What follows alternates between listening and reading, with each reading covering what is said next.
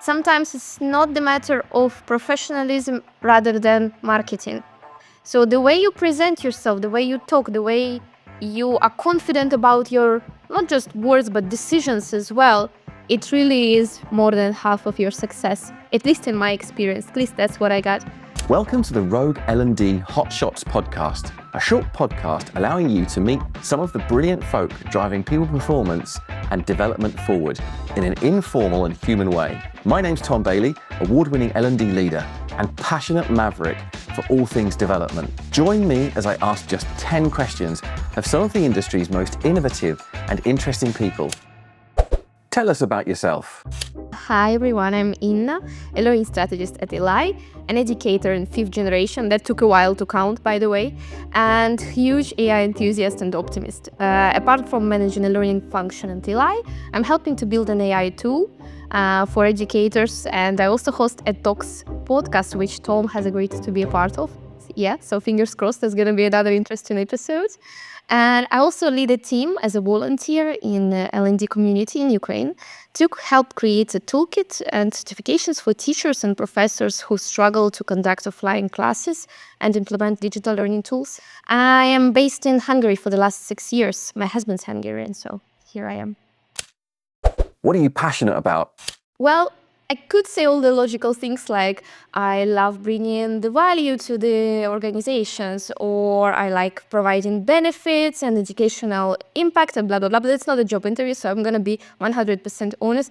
I get inspired by talking to different people. I love getting to know all the other departments. And I think that's the beauty of L&D, isn't it? You are not in HR, you are not in marketing, you're not in sales, even if you work like sales enablement specialist. You get to know so many professions, and no week is similar to the other one, you know what I mean? What's the best L&D you've seen? So I'd love to highlight L&D Showcase community and everything that Anna Maria Dorgo does. So it's quite a big community. I don't think I've seen a community this big in other professions, to be honest. So roughly 20,000 people are connected by passion to learning, and all you have to do is just to bring yourself there. You're interested in ROI? Go ahead, there is a webinar next week on that topic. Would you like to learn how to create a community in your organization? Fantastic, there is next week community gathering and an L&D book club. Or you need to ask a question, you go to the Slack channel, and never once I had my question ignored. The community that is built there is all around just knowledge sharing for 100% free. So you don't owe anyone anything. You don't feel like you're obliged to do anything, but once you are there, you are 100% present there. And, really just go to their Slack channel. You will just 10 minutes of browsing there, and it will get you something for your profession, the professional development, and you will feel at least inspired to just, go ahead and try something out. And I had this feeling of, being stuck couple of years ago in the career, because once you work in one organization, you do get a tendency to be in a loop. You do things the way they are done in one organization, or your processes, they just get stuck. And that's why I think it's so important to not just be included in your own organization L&D, because sometimes if you're talking about enterprise, it could be 100 L&D experts, so that's not that tight knit. So there is a knowledge exchange there. But if you're in small organizations especially, we all have that question, do I do the right thing? Am I still on track, right? What's the state of L&D right now? And you might be surprised if you go to one of these communities, how much you can get to know just by being present. And you never know, you might meet friends there, you might meet your next job offer there even, who knows? Favorite hand gesture? Like a victory gesture when you do something like that. That's cool. One thing you didn't learn? Once I was a student, I was super poor. So keep that in mind, and please don't judge me. Because that time you can hear that my English is not perfect. Picture worse, like much, much, much worse when I was a student. And Thing is that, keeping in mind poor, right? So I was offered a role to teach adults English, and I accepted that. Okay. So yeah, maybe should be a bit of shame of that, maybe. But in any case, in just under a year, I learned English the way that I couldn't do it for 10 years at school. So, and I think that gives a really great perspective that once you need to explain something to somebody else, you can learn it so much better. And I didn't try to learn, like I didn't sit down and, go through the grammar rule one by one. No. I was picturing myself trying to explain it to someone else in the way that I would have understood. Does that make sense? Proudest moment? I think you will have a lot of guests who will share their brilliant examples of implementation, learning projects and frameworks, etc. That's why I'd love to mention two examples that are connected to education directly, but not from L&D space in particular. So firstly, I'm super proud of the tool that we've built at Eli because, as I mentioned, I'm a huge AI enthusiast. And the idea that 4 years ago, I would spend several hours on doing something that can be done now in a couple of clicks, that's blowing my mind still.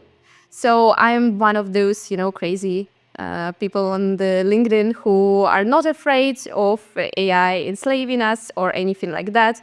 I'm super pumped about the technology right now. So that's my first example. And secondly, I mentioned that I am black belt in karate. There is a refugee center in Budapest here. And I help two kids. I have a large group of 50 kids who I teach karate.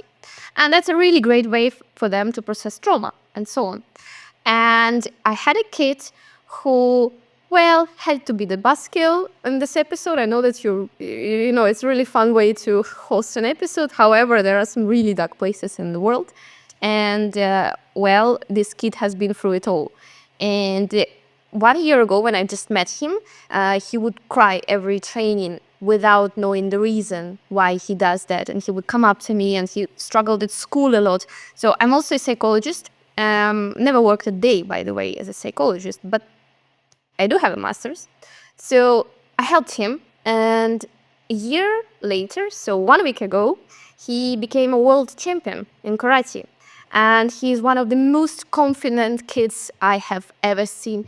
He's super calm, he is chill at school, and I'm super proud of him. And the moral of the story is that we as adults, we can learn so much from children's adaptability and mind flexibility, And I don't think that he is defined by his experience at all.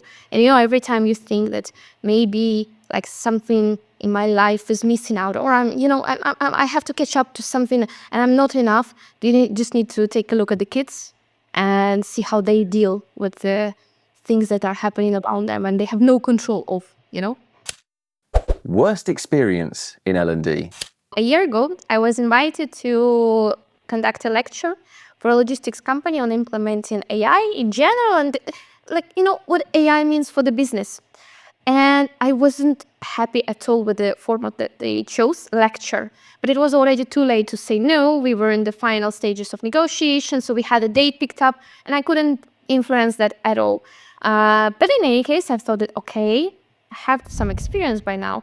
Even the lecture I can do engaging, okay? So I brought a bunch of jokes on how AI experimentations failed. I prepared Menti quizzes. I wasn't allowed to do breakout rooms, but I was thinking of some kind of hosting, some kind of conversation, to build up the discussion, because that's how you learn. You don't learn by watching the slides, right? In any case, so I was still pumped about this challenge that I thought, okay, I might do something about it. So I click on the Zoom meeting link and I see that there are 40 people with no cameras on. To this day, I have no idea why do they have this weird policy that no one is allowed to, firstly, turn on their camera, secondly, write anything in the chat and have any kind of conversation or interaction with the host. So these were the longest 3 hours of my life. I had no idea how was I doing. I was completely convinced it was a failure. I was sure that no one has any educational benefit. So I felt bad. I felt embarrassed also, kind of, because, once you tell a joke to a fully silenced room and all you have to do is like to look at yourself, that's kind of, well, it's not the best feeling in the world. In any case, once we were done, next day, they conducted an NPS survey, which is also, it's not a metrics. It's just not. Don't use that. Anyway, they did. And I have never had such positive feedback in my life. There were people who were writing letters to me that has been the best lecture they have been at. And they were so satisfied. They're so inspired to create their own experience with AI and so on. Moral of the story, you never know. Best celebrity moment. Truth is, I don't have any celebrity stories. And I risk to sound pompously again. So I hate to be a buzzkiller, super sorry for that. But since I'm Ukrainian, and just in general, I'd love to be 100% honest. And the way I feel right now is that, all the celebrities, they have lost their meaning for me.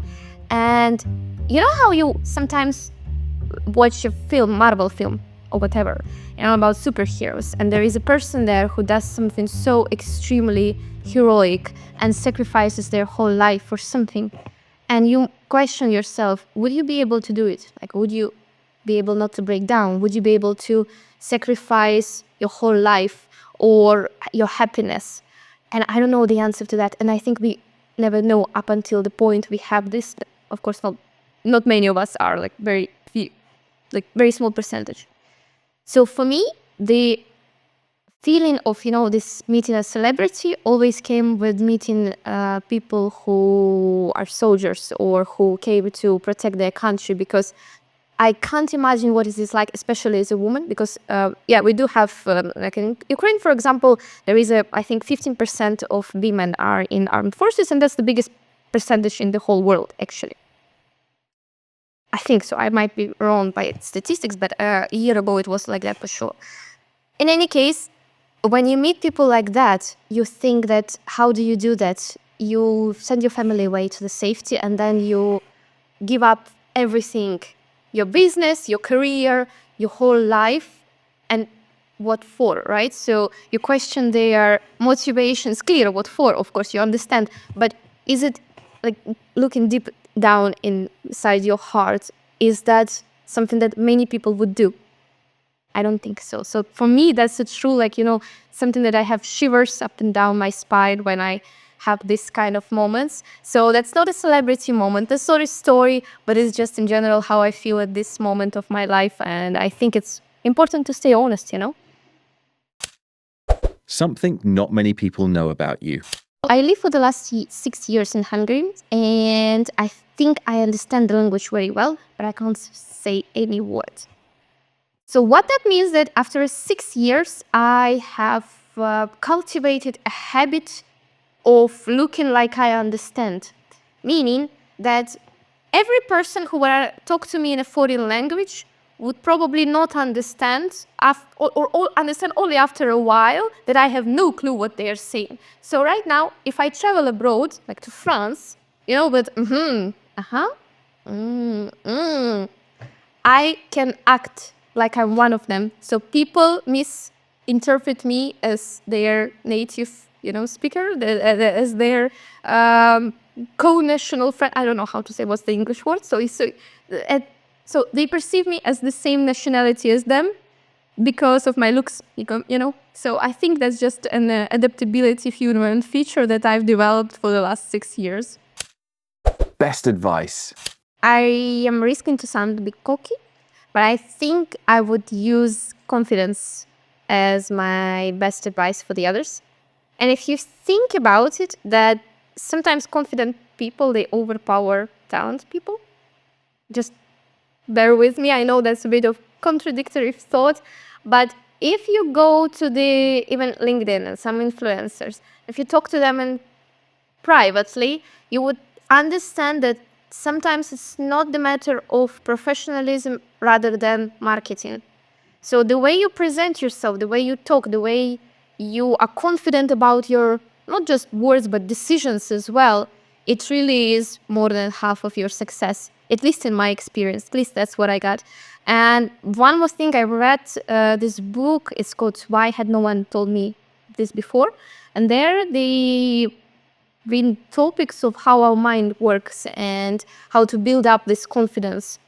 And thing is that there was something that really stuck with me. There was this circle where in the middle is your comfort zone. The second circle is something that you wouldn't like to do, but you kind of like it, but it's not your area yet. And the last one is the circle of when you have a panic attack from just doing something. And the idea of building confidence comes when you leave your comfort zone and you go to the second layer. And for me, that has worked in every aspect of my life, not just professional, but personal as well. For instance, I was terrified of public speaking. I couldn't breathe, I had stutters. And what I did is, I started this job where I had to host a podcast as a part of it. So a year later, here we are, right? So once you have this feeling that is nagging you that you would like something, but you're not sure if you're up to it, go there and you will never know where it will lead you. And professionally, it's one of the best things that you can do, just to push your boundaries. As long as you are not having a panic attack from something. Thank you to our guest and to you for listening. If you want to boost the impact of your organisation's people development practices, I'd love to connect. You can find me at thomasbailey.co. Alternatively, you can look me up on LinkedIn.